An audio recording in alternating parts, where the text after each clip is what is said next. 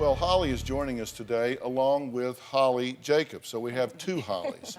Holly Jacobs is the author of a new book called The Silver Lining. And she was also diagnosed with breast cancer. Why did you write this book and what's your objective?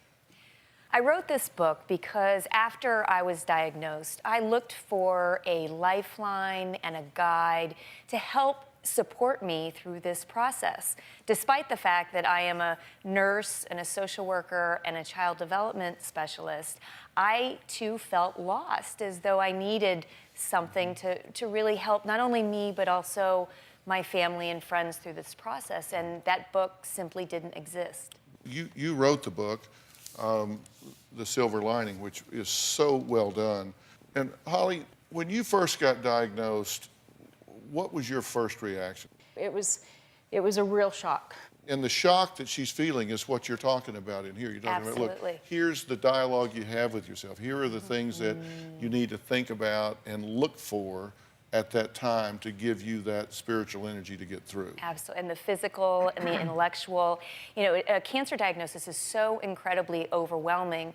It was overwhelming for me even as a clinician, but moving from the side of the hospital bed into the bed gave me a whole new perspective on the patient experience. And so I firsthand felt all of the feelings of being overwhelmed and confused. And I realized that there was no place, no book, no guide to really just bring everything down into accessible, relatable information that people could use. But you had a second diagnosis. Yes. Right? This came because the first time there were certain organs affected. Second time you went back and this time took all the lymph nodes, right? Yes.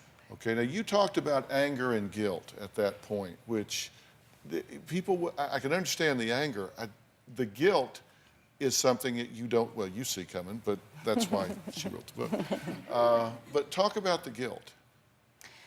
Well, the first time I was diagnosed, I just had such a great attitude. And I just felt like, I'm going to fight this. I'm going to help other women.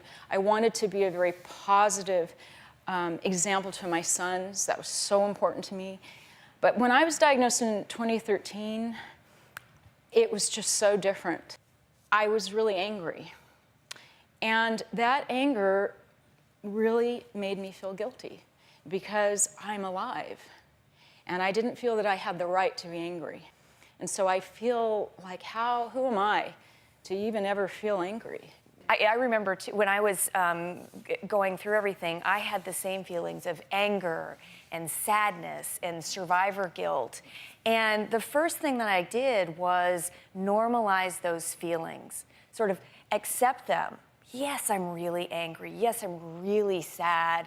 I feel really sorry for myself. Process those, because unfortunately, if we don't process them, they're gonna come up eventually. And so to go through that pain of processing emotions gets you to the other side.